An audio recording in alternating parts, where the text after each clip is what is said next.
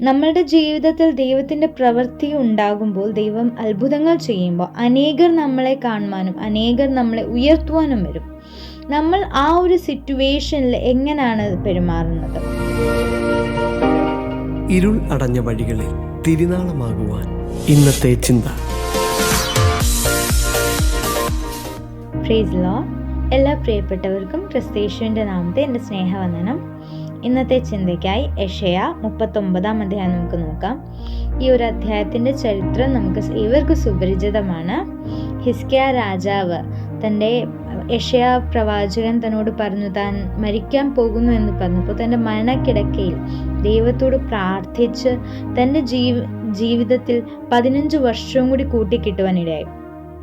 അതിനുശേഷം ഈ ഒരു വാർത്ത അവിടെ എങ്ങും പടർന്നു.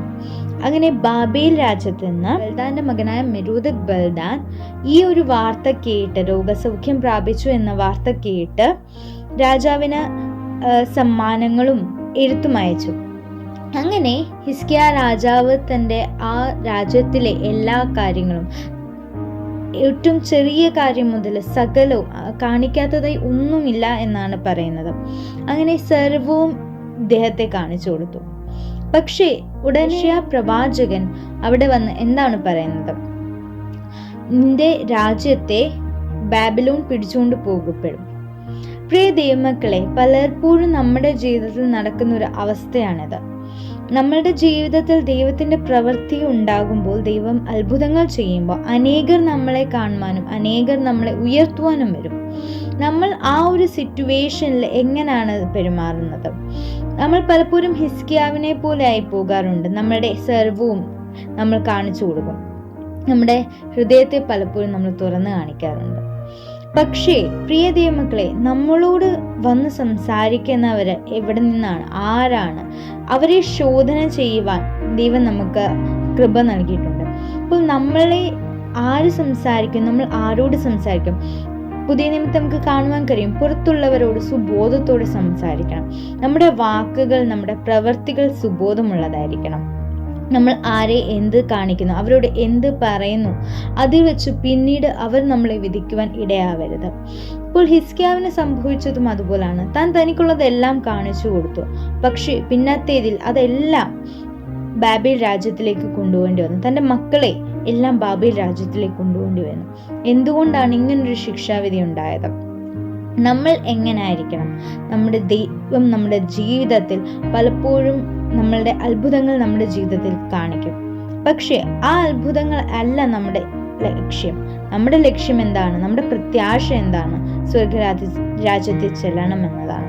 പക്ഷെ ആ സ്ഥാനത്ത് നമ്മൾ ഇതിൽ അഹങ്കരിച്ചു നമ്മളെ മറ്റുള്ളവർ ഉയർത്തുമ്പോൾ, മറ്റുള്ളവരുടെ വാക്കുകളിൽ നമ്മൾക്കുള്ളതെല്ലാം തുറന്ന് കാണിക്കുക, നമ്മുടെ ജീവിതത്തെ അവരുടെ മുന്നിൽ തുറന്ന് കാണിക്കുവാൻ ഒരിക്കലും ഇടയാകരുത്. നാം എപ്പോഴും സൂക്ഷ്മതയോടെ ആയിരിക്കണം. അതുപോലെ നമുക്ക് കാണുവാൻ കഴിയും, പുതിയ നിയമത്തിൽ പൗലോസ് എന്താണ് പറയുന്നത്? വെളിച്ചപ്പാടത്തി സത്യമാണ് പൗലോസിനെ പറ്റി വെളിച്ചപ്പാടത്തി പറഞ്ഞത്. പക്ഷേ ആ വാക്കുകൾ സത്യമാണെന്ന് പറഞ്ഞ് താൻ ഉയരുകയല്ല ചെയ്തത്. പൗലോസ് മുഷിഞ്ഞ് അവളെ ശാസിക്കുകയാണ് ഇടയായത്. അപ്പോൾ നാം പലപ്പോഴും നമ്മളെപ്പറ്റി മറ്റുള്ളവർ നല്ലത് പറയുമ്പോൾ, നല്ല സാക്ഷ്യം പറയുമ്പോൾ, നമ്മൾ വിചാരിക്കാതെ ദൈവം അവർക്ക് വെളിപ്പെടുത്തിയതാണ്. അല്ല, പക്ഷേ നമ്മൾ അവരെ നോക്കി അവരെ ശാസിക്കണം. നമ്മൾ ശോധനം ചെയ്യണം, ഇത് ഏത് ആത്മാവിലാണ് ഇവർ പറയുന്നതെന്ന്. ദൈവിക ആത്മാവിലാണോ നമ്മുടെ സംസാരിക്കുന്നവരുള്ളത് എന്ന് നമ്മൾ ശോധന ചെയ്ത് നമ്മൾ അവരുടെ നമ്മുടെ വാക്കുകളെ സൂക്ഷിച്ചുകൊണ്ട് നാം മുന്നോട്ട് പോകണം. പൗലോസ് ചെയ്ത പോലെ ഏത് ആത്മാവെന്ന് തിരിച്ചറിഞ്ഞ് ശോധന ചെയ്തിട്ട് അതിനെ ശാസിക്കാം.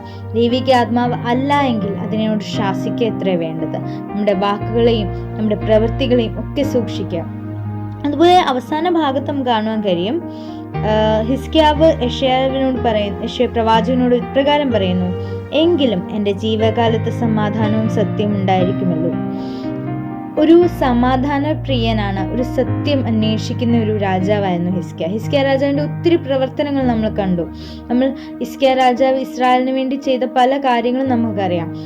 സത്യത്തിന് വേണ്ടി, സമാധാനത്തിന് വേണ്ടി ആഗ്രഹിക്കുന്ന രാജാവ്. പക്ഷേ രാജാവിൻ്റെ ആ ഒരു പ്രവൃത്തി കാരണം താൻ തനിക്കുള്ളത് മറ്റുള്ളവരെ ആരെ തന്നോട് സംസാരിക്കാൻ അറിയാതെ അവർക്കെല്ലാം കാണിച്ചു കൊടുത്തപ്പോൾ തനിക്ക് നഷ്ടമായത് തൻ്റെ രാജ്യത്തെയാണ്. പക്ഷേ ഒരു അപേക്ഷയുണ്ടായിരുന്നു, എൻ്റെ കാലത്ത് ഇത് സംഭവിക്കരുത്. പക്ഷെ പിന്നത്തേതിൽ നമുക്ക് കാണുവാൻ കഴിയും, ഹിസ്കിയ രാജാവിൻ്റെ കാലശേഷം ഇസ്രായേൽ ബാബിലോണിലേക്ക് പിടിച്ചെടുക്കപ്പെട്ടു. നമ്മുടെ പ്രവൃത്തികളെ സൂക്ഷിക്കുക, നമ്മുടെ ഭാവി തലമുറയ്ക്ക് അത് ആപത്താവരുത്. നമ്മൾ ദൈവമക്കളായിരിക്കുമ്പോൾ ശോധന ചെയ്ത് നമ്മളോട് സംസാരിക്കുന്നവരോടും പുറത്തുള്ളവരോട് സമാധാനത്തിലും ജ്ഞാനത്തോടും സംസാരിക്കാൻ ദൈവിക ജ്ഞാനം നമ്മൾ ഉണ്ടാകണം. അതിനായി നമുക്ക് പ്രാർത്ഥിക്കാം, കർത്താവിന്റെ വരവിന് വേണ്ടി ഒരുങ്ങാം. ദൈവം നമ്മളെ ഓരോരുത്തരെയും സഹായിക്കും.